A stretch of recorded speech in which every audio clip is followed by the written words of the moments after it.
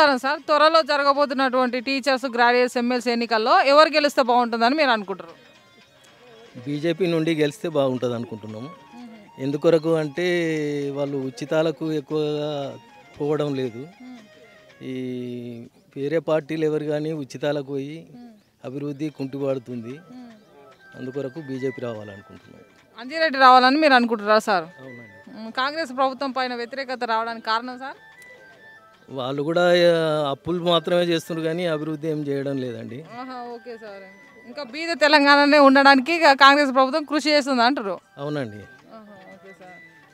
ఇంకా పోతే ఇప్పుడు ఉద్యోగులు రిటైర్మెంట్ అయినరు, ఇంతవరకు ఒక్క రూపాయి డబ్బులు కూడా రావడం లేదు. పెన్షనరీ బెనిఫిట్స్ దాంతో చాలామంది ఇబ్బంది పడుతున్నారు. Okay sir. నమస్కారం సార్. త్వరలో జరగబోతున్నటువంటి టీచర్స్, గ్రాడ్యుయేట్స్, ఎమ్మెల్సీ ఎన్నికల్లో ఎవరు గెలిస్తే బాగుంటుందని మీరు అనుకుంటారు? ఇప్పుడు ఉన్న పరిస్థితులలో ఇక నరేంద్ర మోడీయే. బీజేపీ ప్రభుత్వం నుండి నిలబెట్టిన వ్యక్తిని గెలిపిస్తే బాగుంటుంది అనుకుంటారా? ఎస్. అంజిరెడ్డికి ఎందుకు అనుకుంటారు? కాంగ్రెస్ ప్రభుత్వానికి సంబంధించిన వ్యక్తి గెలిపేద్దా? ఇక మా అభిప్రాయం మాది. ఓకే. కాంగ్రెస్ ప్రభుత్వం పైన, తెలంగాణలో ఉన్నటువంటి కాంగ్రెస్ ప్రభుత్వం పైన మీ అభిప్రాయం ఏంది? Okay, fine. ఫైనా sir? Okay. Revanth Reddy is good person. కానీ మీ మద్దతు మాత్రం బీజేపీకే ఉంటుంది. Okay sir, thank you sir. త్వరలో జరగబోతున్నటువంటి టీచర్స్, గ్రాడ్యుయేట్స్, ఎమ్మెల్సీ ఎన్నికల్లో ఎవరు గెలిస్తే బాగుంటుందని మీరు అనుకుంటారు? మొదటి ప్రాధాన్యత అంజిరెడ్డి గారికి ఇవ్వాలని అనుకుంటున్నాం. అంజిరెడ్డి గారు చేసిన సేవా కార్యక్రమాల దృష్ట్యా మరియు కేంద్ర ప్రభుత్వం బీజేపీ ఉన్న దృష్ట్యా అతనికి ఓటేయాలని నిర్ణయించుకున్నాం. అంటే అంతే. Thank you sir. సార్, ఇప్పుడు ఎమ్మెల్సీ ఎలక్షన్స్ రాబోతూ ఉన్నాయి. ఎవరెవరు తిరుగుతారు సార్ అభ్యర్థులు ఇక్కడ ఈ పట్టభద్రుల ఎమ్మెల్సీ సంబంధించి? ఇప్పుడు బీజేపీను ఇది ఏది కాంగ్రెసే ఉన్నది. ఇక్కడ నరేందర్ రెడ్డి లోకల్ ఓడ్ అయిపోయిండు, అంజిరెడ్డి మెదక్ కూడా అయిపోయిండు. కానీ ఈ రెండిట్లనే టగ్గపర్ ఉంటుంది. ఎందుకంటే ఆదిలాబాదు, మన నిజామాబాద్ అంతా బీజేపీ ఎక్కువ ఉన్నది. ఇప్పుడు టౌన్లో కూడా ఎంపీ సంజయ్ రెడ్డి ఎక్కువ ఉన్నది, కానీ టగ్గపరే ఉంటుంది. అంటే కాంగ్రెస్ వర్సెస్ బీజేపీగానే ఉంటుంది ఇది కూడా. అంతే. ఓకే. ఇండిపెండెంట్ అభ్యర్థుల ప్రభావితం ఏమైనా ఉంటుందా? వాళ్ళు కూడా బాగానే వేస్తే పోతాయి, ఓట్లు పోతాయి. ఇప్పుడు సర్దార్ ఆయన పేరేంది, రవీందర్ సింగ్ ఉండేవాడు చూడు, ఆయన కొంచెం పాతోడు కాబట్టి మున్సిపాలిటీ చైర్మన్ చేసిండు కాబట్టి పడితే వాడు వచ్చుకొని పడ్డా. కానీ వాళ్ళిద్దరికి ఇట్లా ఎవరో ఒక్కరికి వెళ్తారు. ఓకే సార్, ఇప్పుడు టీచర్స్, పట్టభద్రులు లాంటి టీచర్స్ ఆలోచిస్తారా సార్? అంటే చాలామంది అంటే ఇప్పుడు సామాన్య ప్రజలనేమో పైసలు ఇచ్చి కొనుగోలు చేస్తారు రాజకీయ నాయకులు. ఇక్కడ పైసల ప్రభావితం చూసే అవకాశం ఉంటుందా? అట్లా ఉండదు, కానీ ఎంజాయ్ చేస్తారు. ఎంజాయ్ చేస్తారు. తాయిచరు రాత్రి తెలిపించదు, కానీ ఆయన మనసులో ఉన్నదే ఎత్తాడు. ఎందుకంటే ఇంతకుముందు ఒక ఊర్లో యజమాని ఉంటే ఆయన చెప్పినట్టే 10 ఓట్లు పడుతుండే. ఇప్పుడు అట్లా లేదు, ఎవరి ఇష్టం వాడు. అంతే. అందుకే మరి బీఆర్ఎస్ ఓడిపోయిందంటే డ్యూ టు అందరి మనసులో వచ్చింది కాబట్టి ఓడిపోయింది. ఓకే. అట్లా ఈ కరీంనగర్లో కూడా బీజేపీ ప్రభావితం బాగానే ఉంటుంది కదా? అంటే బండి సంజయ్ ప్రభావితం కావచ్చు, లేకపోతే బీజేపీ కావచ్చు. ఉంటుంది. ఎందుకంటే వాళ్ళ దోస్తులు అందరు ఉంటారు కదా, మొన్నటిదానికి తిరిగిన వాళ్ళు, ఎంబడి ఉన్న వాళ్ళు ఉంటారు. ఇక బీఆర్ఎస్ సైలెంట్ అయిపోయింది కదా. అట్లా అయిపోయినట్టే సార్ బీఆర్ఎస్ పార్టీ పని. ఇంకేమన్నా ఉంటుందా? నేను అట్లా చెప్పలేను, అంత దూరం చెప్పలేను. చెప్పలేము ఉన్నది. ఇంకా ఇప్పుడు గిట్లనే అన్నీ ఒప్పుకునే అయిపోతే కథ వానికన్నా వీడనే ఏమన్నా లెవెల్కి వస్తారు. కాకపోతే ఏంటంటే ఈ ఇద్దరి మధ్యన మళ్ళా ఇస్తే బీజేపీకి ఇవ్వచ్చు. ఏది అధికారం రాబోయే ఎలక్షన్లో వానికోసారి ఛాన్స్ ఇద్దాం అన్న ఆలోచన వస్తుంది. సరే, ఇప్పుడు ఇద్దరు వ్యక్తులను, ఇప్పుడు 2 పార్టీల మధ్యలో పోటీ అని మీరు అంటా ఉన్నారు. అంజిరెడ్డి, నరేందర్ రెడ్డి ఇద్దరు కనిపిస్తూ ఉన్నారు. సో వ్యక్తిగతంగా మీరు ఎవరు బెటర్ అని మీరు అనుకుంటారు సార్? నాకు తెలిసి అయితే అంజిరెడ్డి కొంచెం బెటర్ అనిపిస్తుంది, అంటే తెలుసుకున్న దాన్ని బట్టి. ఓకే. ఏం చేస్తుంటారు? నేను బిల్డర్ని సార్, బిల్డర్ని. ఓకే సార్ ఇప్పుడు ఎలక్షన్స్ రాబోతా ఉన్నాయి కదా, ఈ పట్టభద్రులు అండ్ టీచర్స్ ఎమ్మెల్సీ రాబోతుంది కదా, ఎలక్షన్లు హడావిడి కనిపిస్తూ ఉందా? కనిపిస్తుంది కానీ ఇది ఏమవుతుందంటే ఇక్కడ ఎడ్యుకేటెడ్ కాబట్టి బయటపడతలేరు. మామూలు పీపుల్ అయితేనా మామూలు వాళ్ళు అయితేనా వాళ్ళ వాయిస్ బయటకు ఇస్తారు. వీళ్ళు ఏం చేస్తారు, ఎడ్యుకేటెడ్ కదా, అదే మన టీచర్స్ కానీ ఇది కానీ ఎడ్యుకేటెడ్ కాబట్టి వాళ్ళు బయటపడతలేరు. కానీ ఓటే బ్యాంక్ ఉన్నది, 2 జాతీయ పార్టీలకు ఉన్నది. ఓకే సార్, ఇప్పుడు ఈ ఉమ్మడి జిల్లాలలో ఎంతమంది ఓటర్స్ ఉన్నారు సార్, ఈ పట్టభద్రులు కావచ్చు టీచర్స్ కావచ్చు? ఇప్పుడు 25,000 చిల్లర టీచర్స్ ఉన్నారు అని తెలిసింది సార్ నాకు. ఇక ఇది ఎంత ఉన్నో తెలియదు నాకు, గ్రాడ్యుయేట్ది ఎంతనో తెలియదు. కానీ మొత్తానికైతే జాతీయ పార్టీకి 2 పార్టీలు కొట్లాడుతున్నాయి, వాళ్ళకైతే అనుకూలంగా ఉన్నదని తెలిసింది జాతీయ పార్టీలకు. Okay, Congress party BJP party రెండే కదా జాతీయ పార్టీలు అంటే, మళ్ళీ పార్టీలో పేరు జాతీయ పార్టీలు అని చెప్పిన. ఓకే, ఇండిపెండెంట్ అభ్యర్థుల ప్రభావం ఏమైనా ఉంటుంది ఇక్కడ? ఏమున్నా అటుదే సార్, వాళ్ళు ఏమో లాస్ట్ వరకు ఎంతో తీసుకొని వేరే ఆ టైప్లో కొందరు ఉన్నారు. మన ఆలోచిస్తారా సార్? అంటే ఇప్పుడు అసెంబ్లీ ఎలక్షన్లో ఎంపీ ఎలక్షన్లో అయితే సో చదువుకోని వాళ్ళు కూడా అక్కడ ఓటేసే అవకాశం ఉంటుంది. ఇప్పుడు ఇక్కడ ఓన్లీ చదువుకున్న వాళ్ళే ఓట్లు ఉన్నారు కాబట్టి ఆలోచించి ఓటేసే అవకాశం కనిపిస్తుంది. 100% ఆలోచించి వాళ్ళు మనసులో పెట్టుకున్నారు. వాళ్ళు ఎవ్వరు ఏమడిగినా ఏం బయటపడతలేరు. నమస్తే. త్వరలో జరగబోతున్నటువంటి గ్రాడ్యుయేట్స్ ఎమ్మెల్సీ ఎన్నికల్లో మీరు ఎవరికి మద్దతు ఇస్తున్నారు?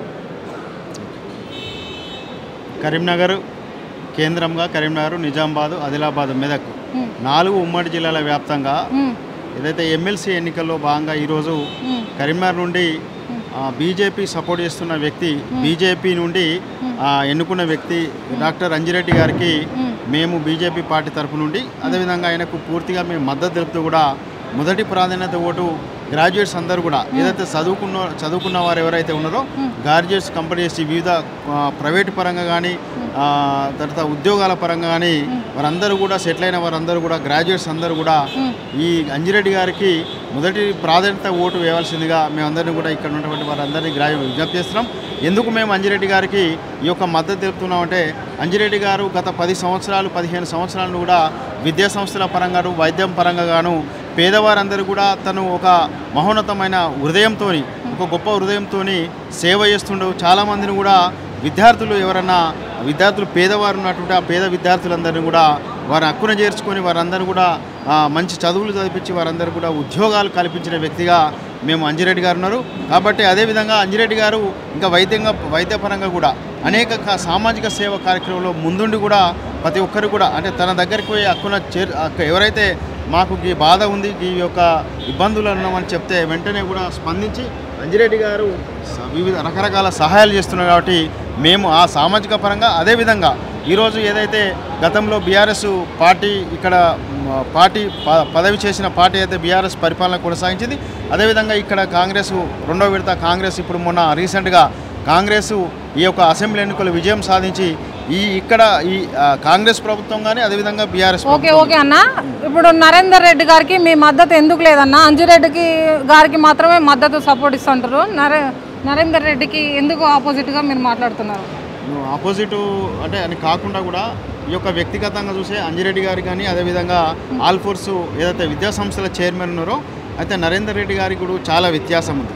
నరేందర్ రెడ్డి గారు ఒక విద్యను ఏదైతే వ్యాపార కోణంలో ఆలోచించాడు తప్ప ఏదైతే వాళ్ళ విద్యను అందరికీ కూడా పేదవారికి కూడా నేను అందించాలి, పేదవారికి లేని వారికి కూడా ఈ యొక్క విద్యను అందించాలి, లేని వారికి కూడా నేను కూడా సపోర్ట్ చేసి ఒక ఫీజుల పరంగానో ఇంకా ఏ విధంగానో కూడా ఆ విధంగా ఆలోచన లేకుండా వ్యాపారంగానే తను ఎన్నుకొని వ్యాపారం రీత్యానే ముందుకెళ్ళిండు. కానీ ఎక్కడ కూడా ఏ విద్యార్థి కూడా ఎక్కడ కూడా కనీసము చిట్ట కదా పేద విద్యార్థులు ఉన్నారో ఫీజు కట్టలేని పరిస్థితులు ఉంటే కూడా వారికి కనీసం కొంత మాఫీ చేసి ఆ యొక్క విద్యార్థికి సపోర్ట్ నిలిచి ఉండే వ్యక్తి కాదు. అట్లాంటి అంటే ఏదైతే ఈ యొక్క కోణంలో ఆలోచించే వ్యక్తి, ఆ నాలెడ్జ్ ఉన్న వ్యక్తిని ఏదైతే ప్రజలందరూ గ్రాడ్యుయేట్స్ అందరూ కూడా ఆలోచిస్తున్నారు. చివరకు వారి సంస్థలో పనిచేసే గ్రాడ్యుయేట్స్ తర్వాత ఉద్యోగులు కూడా వారు ఏం ఆలోచిస్తున్నారంటే నరేందర్ గారికి ఒక మనం మొదటి ప్రాధాన్యత ఓటు వేసి ఇక్కడ గెలిపించడం వల్ల రేపు ఏదైతే ఎమ్మెల్సీ ఎన్నికైన తర్వాత ఎన్నుకొనబడ్డ తర్వాత ఈ యొక్క మండలి లోపల ఈయన ఏ విధంగా ప్రశ్నిస్తాడు ఈ యొక్క మండలి లోపల అనే ఒక ఆలోచన విధంగా గ్రాడ్యుయేట్స్ అందరూ కూడా ఉద్యోగులు కూడా ఈ ఆలోచనతో ఉన్నారు. ఓకే అండి. మేమైతే మన టీచర్స్ ఎమ్మెల్సీ గారు అయితే మల్కా కుమ్రే గారికి మరియు గ్రాడ్యుయేషన్ ఎమ్మెల్సీ మన అంజిరెడ్డి గారికి మద్దతు ఇవ్వాలనుకుంటున్నాం అండి. ఓకే, ఎందుకు ఇవ్వాలనుకుంటున్నారు? దానికి కారణాలు ఏంటంటే వారు గతంలో సమాజం కోసం కానీ పనిచేయడము, లేకపోతే మోడీ గారిని ఆదర్శంగా తీసుకొని మల్కా కుమ్రయ్య గారు సమాజం కోసం కానీ ఆ విద్యా వృత్తిలో కానీ పేదవారికి చదువును అందించడం కానీ, లేకపోతే ఆర్థికంగా ఏం లేకుండా కానీ వారికి బాసటగా నిలవడం కానీ ఎన్నో సేవా కార్యక్రమాల్లో రాజకీయం రాకముందు కూడా ఎన్నో ప్రజలకు మంచి చేయడం వల్ల ఆ విధంగానే మళ్ళీ అధికారంగా వచ్చే ఎమ్మెల్సీ గెలిచినట్లయితే మన ప్రధాన ప్రతిపక్షంగా మన శాసన మండలిని నిలదీస్తారు. కాబట్టి అందుకోసం మేము ఒక ప్రధాన ప్రతిపక్షంగా ఈనాడు భారతీయ జనతా పార్టీ ముందడుగులో ఉంది. కాబట్టి మేము మల్కా కుమ్రే గారిని కాంగ్రెస్ ప్రభుత్వం పైన మీ అభిప్రాయం ఏంటి? కాంగ్రెస్ ప్రభుత్వం ముఖ్యంగా వారు ఇచ్చిన వాగ్దానాలు ప్రజలకు అర్థమైనాయి. వారు ఇచ్చిన 6 వాగ్దానాలు ఏ ఒక్క వాగ్దానం కూడా నిలబడలేదు. ఒక్కటే ఒక వాగ్దానం, బస్సు ఫ్రీ వాగ్దానము. అది కూడా మహిళలే జుట్లు పట్టుకుని కొట్లాడుకుంటారు. దాని మూలంగా వాళ్ళ భర్తలు తిట్టుకుంటున్నారు. దాంతో భాగంగా మరి నిర్దోలకు ఇచ్చిన నిర్దోయ భృతి కానీ, లేదంటే ఒక రేషన్ కార్డు కూడా ఇంతవరకు సంవత్సరం అయింది, రేషన్ కార్డు కూడా పూర్తి కాలేదు. వాళ్ళ పిల్లలు పెద్దవాళ్ళు అవుతారు, 6 సంవత్సరాలు 7 సంవత్సరాలు అయినా ఇంతవరకు రేషన్ కార్డు కూడా అందించలేదు. మరి మహిళలు కూడా భృతి ఇస్తా అని చెప్పడం జరిగింది, 2500, అది కూడా ఇవ్వడం లేదు. ఏం చూసి ఇటు పట్టభద్రులు కాంగ్రెస్ పార్టీ అభ్యర్థికి నరేందర్ రెడ్డి గారికి ఓటేశారు. నరేందర్ రెడ్డికి ట్రాక్ చూసుకున్నట్లయితే అతను విద్యా సంస్థలు పెంచుకోవడానికి తప్ప అతని ఏడాది కూడా సమాజం కోసం కానీ మరి పేద ప్రజలు విద్యార్థులకు మరి ఒక 10% కానీ 20% కానీ వాళ్ళకి ఇన్స్టిట్యూట్లో ఉచిత విద్యను అందించిన దాఖలాలు లేవు. పోనీ వాళ్ళ కేవలము డైరెక్ట్గా తల్లిదండ్రులకి మరి మా పాపకి ఇంత డబ్బులు తక్కువ అవుతున్నాయి మరి అర్థం చేసుకోండి అంటే, మీరు గవర్నమెంట్ స్కూళ్ళలో చదువుకోండి, గవర్నమెంట్ కాలేజీలో చదువుకోండి, మా యొక్క ప్రైవేటు విద్యా సంస్థలలో ఏం అవకాశం ఉందని అది చెప్పడం జరిగింది. టీచర్స్ ఎమ్మెల్సీ ఎన్నికల్లో అండ్ గ్రాడ్యుయేట్స్ ఎమ్మెల్సీ ఎన్నికల్లో మీ మద్దతు ఎవరికి ఇస్తున్నారు? మల్కా కుమ్రే గారికి మద్దతు. 1986 డిగ్రీ కంప్లీట్ మీ. ఓకే, ఎమ్మెల్సీ ఎన్నికలలో ఎవరికే ఓటేస్తావు? బీజేపీ నుండి అంజిరెడ్డికా లేకపోతే మహేందర్ రెడ్డికా? ఎవరికేస్తావు? గ్రాడ్యుయేట్స్ ఎమ్మెల్సీ జరుగుతున్నాయి కదా ఇప్పుడు, డిగ్రీ చదివిన అంటున్నావు, మరి ఎవరికేస్తావు ఓటు? కాంగ్రెస్ అభ్యర్థికి వేస్తావా, బీజేపీ అభ్యర్థికి వేస్తావా? అవి మీతో మేము చెప్పవా? చేసి చూపిస్తావా? ఓకే సరే, ప్రభుత్వాన్ని ప్రశ్నించే వ్యక్తికి అయితే నీవు ఓటేయి, ఎందుకంటే ప్రశ్నించాలి కదా. ఇప్పుడే నువ్వే అంటున్నావు ఆయన వాగ్దానాలే అమలు కాలేదు అంటున్నావు. ఆ వాగ్దానాలు అమలు కావాలంటే ప్రశ్నించే వ్యక్తి అందులో ఉండాలి. సో నువ్వు ఆపోజిట్ వ్యక్తి. గ్రాడ్యుయేట్స్ ఎలక్షన్ జరగబోతుంది. ఇక్కడ 3 ప్రధాన పార్టీల అభ్యర్థులు ఉన్నారు. కాంగ్రెస్ తరఫున ఆల్ఫోర్స్ నరేందర్ రెడ్డి ఉన్నారు. అవును. బీజేపీ తరఫున అంజిరెడ్డి గారు ఉన్నారు. అవును. ఇండిపెండెంట్ అభ్యర్థిగా ప్రసన్న హరికృష్ణ గారు. ఈ ముగ్గురు ప్రధాన పార్టీ నుంచి పోటీ చేస్తున్నారు. ఇక్కడ ఎవరు గెలిచే అవకాశం ఉన్నది? ఎవరు అంటే నాకైతే బీజేపీ తరఫున అంజిరెడ్డి గెలవాలని ఉన్నది. చెప్పండి సార్. కాంగ్రెస్ పైన ఉచిత పథకాలు పెట్టారు కదా, ఒక్కటి కూడా సక్సెస్ కాలేదు. గ్యాస్ కనెక్షన్లు 500 రూపాయలకి ఇస్తా అన్నారు, ఇవ్వలేదు, ఇంకా నిర్వహించలేదు. అది గృహజ్యోతి ఇస్తారన్నారు, కొంతమందికి మాత్రమే వర్తించింది. అది గ్యాస్ ఒకటే నెల అందరికి ఇచ్చారు. ఇక్కడ ఉన్న వాళ్ళందరినీ అడగండి, ఒకటే నెల గ్యాస్ కనెక్షన్ వచ్చింది, 500 రూపాయలు. గ్యాస్ రీఫండ్ వస్తలేదు. గృహజ్యోతి పెట్టారు, గృహజ్యోతి అది కూడా కరెంట్ ఎవరికి ఉచితంగా వస్తలేదు. ఓన్లీ మహాలక్ష్మి పథకం ఒకటే సక్సెస్ అయింది, ఫ్రీ బస్ తప్ప అది ఒకటే సక్సెస్ అయింది. ఆ ఫ్రీ బస్ కూడా పల్లె వెలుగు పెడితే ప్రభుత్వానికి నష్టం జరగదు. సూపర్ లగ్జరీ క్యాన్సిల్ చేసి పల్లె వెలుగు మాత్రమే లిమిట్ పెట్టాలి. లిమిట్ పెడితే ప్రభుత్వానికి కూడా భారం పడకుండా ఉంటుంది. డబ్బులు పెట్టిన ఎందుకంటే ఎంప్లాయీస్ ఉన్నారు, చాలా మంది మహిళా ఉద్యోగులు ఉన్నారు, చాలా మంది ఫ్రీగా పోతున్నారు. వాళ్ళు ఒక్కొక్కరు చెప్పండి, 1,00,000 రూపాయలు జీతం తీసుకుంటారు, వాళ్ళు ఫ్రీ బస్ ఎక్కిపోతున్నారు. టీచర్స్ ఎంతమంది పోతున్నారు చెప్పండి? ఎవరైనా ప్రశ్నించే గుర్తు ఉండాలంటే అధికార పార్టీ కాకుండా వ్యక్తి మంచిని చూసి అక్కడ మాట్లాడే వ్యక్తికి కావాలి. అక్కడ పార్టీ పరంగా అవసరం లేదు. కాంగ్రెస్ పైన మీ అభిప్రాయం? అది చెప్పినా కదండి, ఇదే కదా నేను వ్యతిరేకత చేసింది, ఇదే కదా. సక్సెస్ కావాలి అంటే అప్పులు తెచ్చి పెట్టండి. ఇదివరకు ఆయన కేసీఆర్ అప్పులు తెచ్చి పెట్టండి. ఈయన కూడా సక్సెస్ కావాలంటే చేయాలి. తెలంగాణ రాకముందు ఉన్నటువంటి ప్రభుత్వాన్ని చూస్తున్నాం కదా సార్. మనం రైతు బంధు కూడా ఇస్తాను. రైతు బంధు కూడా ఎవరికి పడలేదు. ఇప్పటికి ఇక్కడ ఉన్న వాళ్ళు ఎవరికి రైతు బంధు రాలేదు. 2 ఎకరాలు కూడా రైతు బంధు రాలేదు. నాకు కూడా ఉంది 2 ఎకరాలు 3 ఎకరాలు, నాకు కూడా రాలేదు రైతు బంధు. ఒకే నెల కేసీఆర్ రిలీజ్ చేసింది. ఎలక్షన్ అయినాక డిసెంబర్లో ఒకటే పడ్డది అంతే. ఆ తర్వాత వీళ్ళు ఒకటే క్యాన్సిల్ చేసారు పోయినసారి. ఈసారి వేస్తున్నారు. ఈసారి కూడా 2 నెలలు 1 నెల ఇప్పుడు అప్పుడు అంటున్నారు. అయిపోయింది. ఎక్కడ వేస్తారు చెప్పండి? 10 సంవత్సరం 10 నెలలు అయింది. 10 నెలల నుంచి ఏ సక్సెస్ చేశారు చెప్పండి? ఫ్రీ బస్ తోటి ఫ్రీ బస్ ఏం చేస్తాను?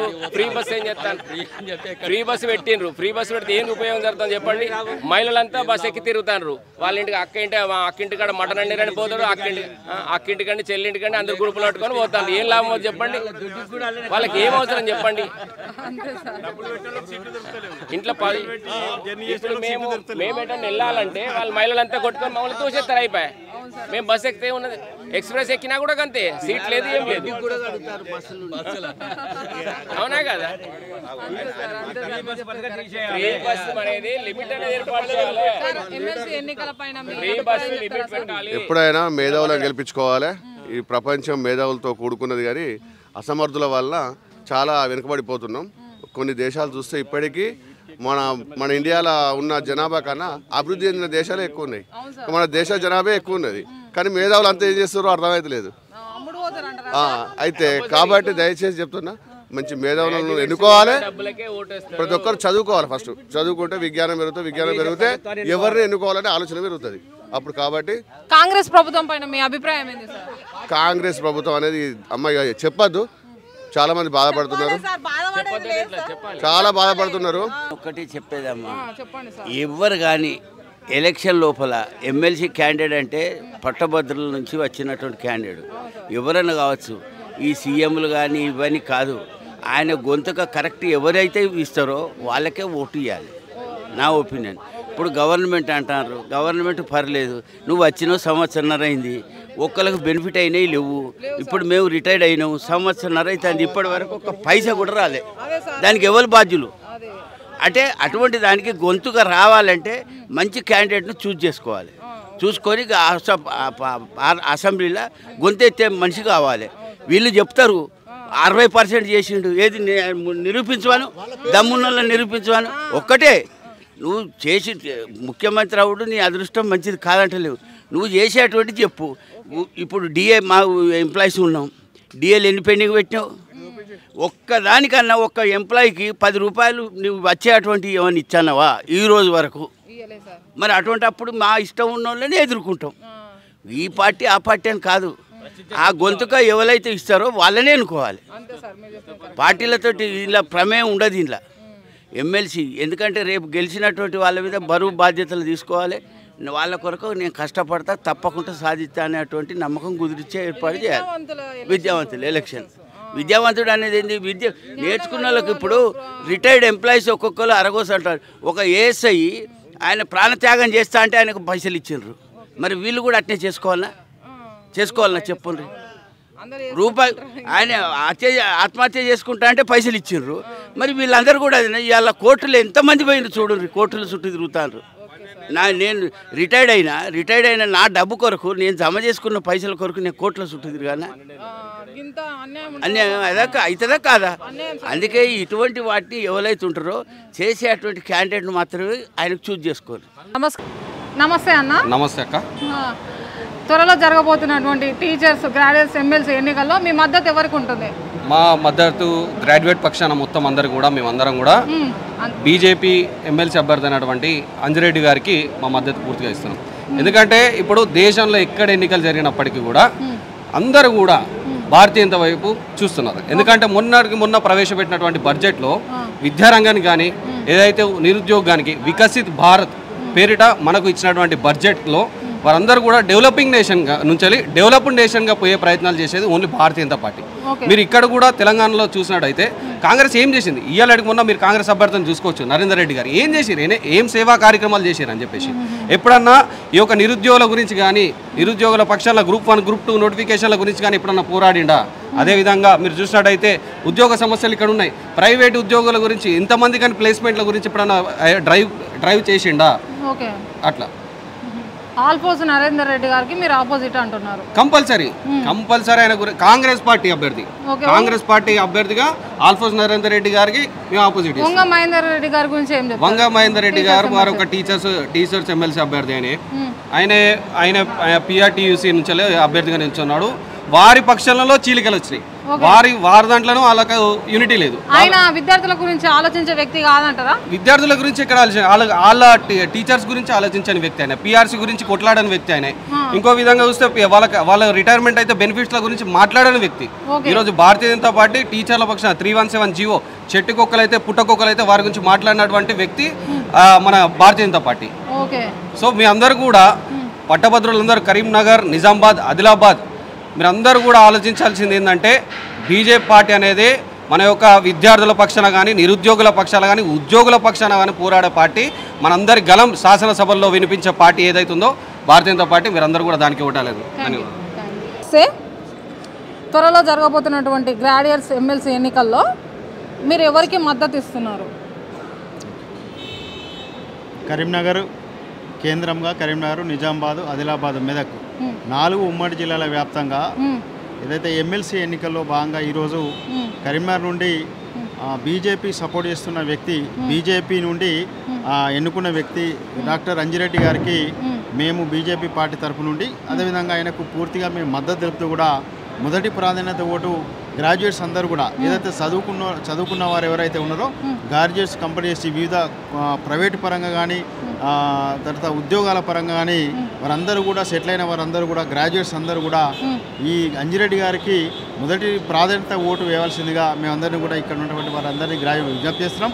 ఎందుకు మేము అంజిరెడ్డి గారికి ఈ యొక్క మద్దతు తెలుపుతున్నామంటే అంజిరెడ్డి గారు గత 10 సంవత్సరాలు 15 సంవత్సరాలను కూడా విద్యా సంస్థల పరంగాను, వైద్యం పరంగా గాను పేదవారందరూ కూడా తను ఒక మహోన్నతమైన హృదయంతో, ఒక గొప్ప హృదయంతో సేవ చేస్తుండవు. చాలామందిని కూడా విద్యార్థులు పేదవారు ఉన్నటువంటి ఆ పేద విద్యార్థులందరినీ కూడా వారి హక్కున చేర్చుకొని వారందరూ కూడా మంచి చదువులు చదివించి వారందరూ కూడా ఉద్యోగాలు కల్పించిన వ్యక్తిగా మేము అంజిరెడ్డి గారు ఉన్నారు. కాబట్టి అదేవిధంగా అంజిరెడ్డి గారు ఇంకా వైద్యపరంగా కూడా అనేక సామాజిక సేవ కార్యక్రమంలో ముందుండి కూడా ప్రతి ఒక్కరు కూడా అంటే తన దగ్గరికి పోయి హక్కున ఎవరైతే మాకు ఈ బాధ ఉంది, ఈ యొక్క ఇబ్బందులు ఉన్నామని చెప్తే వెంటనే కూడా స్పందించి అంజిరెడ్డి గారు వివిధ రకరకాల సహాయాలు చేస్తున్నారు. కాబట్టి మేము ఆ సామాజిక పరంగా అదేవిధంగా ఈరోజు ఏదైతే గతంలో బీఆర్ఎస్ పార్టీ ఇక్కడ పదవి చేసిన పార్టీ అయితే బీఆర్ఎస్ పరిపాలన కొనసాగించింది. అదేవిధంగా ఇక్కడ కాంగ్రెస్ 2వ విడత కాంగ్రెస్ ఇప్పుడు మొన్న రీసెంట్గా కాంగ్రెస్ ఈ యొక్క అసెంబ్లీ ఎన్నికలు విజయం సాధించి ఇక్కడ కాంగ్రెస్ ప్రభుత్వం కానీ అదేవిధంగా బీఆర్ఎస్. ఓకే అన్న, ఇప్పుడు నరేందర్ రెడ్డి గారికి మీ మద్దతు ఎందుకు లేదన్న? అంజిరెడ్డి గారికి మాత్రమే మద్దతు సపోర్ట్ ఇస్తుంటారు, నరేందర్ రెడ్డికి ఎందుకు ఆపోజిట్గా మీరు మాట్లాడుతున్నారు? ఆపోజిట్ అంటే అని కాకుండా కూడా ఈ యొక్క వ్యక్తిగతంగా చూసే అంజిరెడ్డి గారికి కానీ అదేవిధంగా ఆల్ఫోర్స్ ఏదైతే విద్యాసంస్థల చైర్మన్ ఉన్నారో అయితే నరేందర్ రెడ్డి గారికి కూడా చాలా వ్యత్యాసం ఉంది. నరేందర్ రెడ్డి గారు ఒక విద్యను ఏదైతే వ్యాపార కోణంలో ఆలోచించాడు తప్ప ఏదైతే వాళ్ళ విద్యను అందరికి కూడా పేదవారికి కూడా నేను అందించాలి, పేదవారికి లేని వారికి కూడా ఈ యొక్క విద్యను అందించాలి, లేని వారికి నేను కూడా సపోర్ట్ చేసి ఒక ఫీజుల పరంగానో ఇంకా ఏ విధంగానో కూడా ఆ విధంగా ఆలోచన లేకుండా వ్యాపారంగానే తను ఎన్నుకొని వ్యాపారం రీత్యానే ముందుకెళ్ళిండు. కానీ ఎక్కడ కూడా ఏ విద్యార్థి కూడా ఎక్కడ కూడా కనీసము చిట్ట చివరి కదా పేద విద్యార్థులు ఉన్నారో ఫీజు కట్టలేని పరిస్థితులు ఉంటే కూడా వారికి కనీసం కొంత మాఫీ చేసి ఆ యొక్క విద్యార్థికి సపోర్ట్ నిలిచి ఉండే వ్యక్తి కాదు. అట్లాంటి అంటే ఏదైతే ఈ యొక్క కోణంలో ఆలోచించే వ్యక్తి, ఆ నాలెడ్జ్ ఉన్న వ్యక్తిని ఏదైతే ప్రజలందరూ గ్రాడ్యుయేట్స్ అందరూ కూడా ఆలోచిస్తున్నారు. చిట్ట చివరకు వారి సంస్థలో పనిచేసే గ్రాడ్యుయేట్స్ తర్వాత ఉద్యోగులు కూడా వారు ఏం ఆలోచిస్తున్నారంటే నరేందర్ గారికి మనం మొదటి ప్రాధాన్యత ఓటు వేసి ఇక్కడ గెలిపించడం వల్ల రేపు ఏదైతే ఎమ్మెల్సీ ఎన్నికైన తర్వాత ఎన్నుకొనబడ్డ తర్వాత ఈ యొక్క మండలి లోపల ఈయన ఏ విధంగా ప్రశ్నిస్తాడు ఈ యొక్క మండలి లోపల అనే ఒక ఆలోచన విధంగా గ్రాడ్యుయేట్స్ అందరూ కూడా ఉద్యోగులు కూడా ఈ ఆలోచనతో ఉన్నారు. ఓకే, గ్రాడ్యుయేట్ టీచర్స్ ఎమ్మెల్సీ ఎన్నికల్లో మీ మద్దతు ఎవరికి ఉంటుంది? ఖచ్చితంగా బీజేపీకే ఉంటుంది. ఎందుకంటే సింపుల్ 1-2 విషయాలు చెప్పాలంటే నరేంద్ర మోడీ గారు దేశం కోసం చేసిన బిల్లులు పాస్ చేయించిన ప్రతిసారి దేశానికి వ్యతిరేకంగా కాంగ్రెస్ ఓటేసింది. ఒకటి రామజన్మభూమిది 370 ఆర్టికల్ 370, సిఏఎన్ఆర్సీ కూడా మేధావులందరూ కూడా ఇవే ఆలోచిస్తారు. ఓకే. సిఏఎన్ఆర్సీ అనేది దేశానికి సంబంధించింది. బయట వాళ్ళు ఎవడో ఇక్కడికి వచ్చి ఇక్కడలాగా నకిలీ సర్టిఫికెట్లు తీసుకొని ఇక్కడ ఉపాధి పొందుతుంటే మన వాళ్ళు నిరుద్యోగులు ఉంటున్నారు. అది ఆ పాయింట్ గ్రాడ్యుయేట్స్ అనేది క్యాచ్ చేయాల్సిన అవసరం ఉంది. అది క్యాచ్ చేసి నరేంద్ర మోడీ గారికి తెలంగాణ నుంచి గిఫ్ట్ ఇవ్వాల్సిన అవసరం ఖచ్చితంగా ఉంది. ఎందుకంటే మనకు మొన్న జరిగిన ఎంపీ ఎలక్షన్స్లో మెజారిటీ తగ్గిందని ఇప్పుడు మనం వీడియోస్ కూడా చూస్తున్నాం.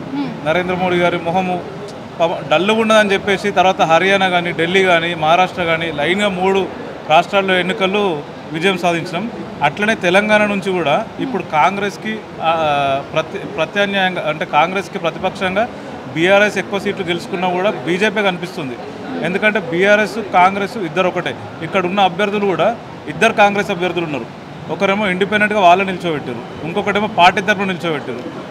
పార్టీ తరఫున ఉన్న వాళ్ళకేమో వాళ్ళ సొంత ఎమ్మెల్యేలే ప్రచారం చేస్తారు, వాళ్ళ సొంత ఎమ్మెల్యేలు ఇండిపెండెంట్ అనేది ప్రచారం చేస్తారు. ఓకే. వంగ మహేందర్ రెడ్డి టీచర్గా పనిచేసి ఇప్పుడు టీచర్స్ ఎమ్మెల్సీ ఎన్నికల్లో పని చేస్తుండు కదా, ఆయన కూడా పేద విద్యార్థులకు ఆలోచించవచ్చు అనే ఒక ఆలోచన ఉంది కదా, ఆయనకు ఎందుకు వద్దంటారు? మీరు బీజేపీ వ్యక్తిని ఎందుకు ఎంచుకోవాలనుకుంటారు? ఇప్పటి వరకు నాకు తెలిసి టీచర్స్ ఎమ్మెల్సీలో మల్క కుమరయ్య పేరు ఒక్కటే వినిపిస్తుంది ఎక్కడ చూసినా కూడా. ఈ మహేందర్ రెడ్డి పేరు అనేది కూడా చాలా మందికి వినిపించలేదు ఇప్పటివరకు. ఇంకోటి ఈయన ఉద్దేశము ఈయన సిద్ధాంతం అన్నది వేరుంది, వాళ్ళ సిద్ధాంతం వేరే ఉంది. ఎందుకంటే ఇప్పుడు చూస్తున్న అన్ని సంఘాల మద్దతు కూడా మల్క కుమరయ్య గారు తీసుకున్నారు ఆల్రెడీ. మల్క కుమరయ్య గారు ఏమైనా సేవా కార్యక్రమాలు చేసిరా? మీరు వారికే గట్టిగా మద్దతు ఇస్తారు? అవును, ఇదివరకు చాలా సేవా కార్యక్రమాలు చేసిరు వాళ్ళు. టికెట్ కూడా వాళ్ళను ఇట్లాంటి సేవా కార్యక్రమాలు చూసే పార్టీ టికెట్ ఇస్తుంది వాళ్ళకి. కార్యకర్తలు ఇప్పుడు వీళ్ళు కష్టపడ్డరు, వీళ్ళు ఉన్నారు అని కాబట్టి వాళ్ళ సిద్ధాంతాన్ని చూసే పార్టీ ఇస్తుంది తప్పితే ఇప్పుడే వచ్చిండు 2 నెలల కింద వచ్చి టికెట్ కావాలనే వాళ్ళకి ఇవ్వదు. ఇక్కడ కూడా చాలా మంది టికెట్ అడిగితే కూడా పార్టీ ఇవ్వలేదు.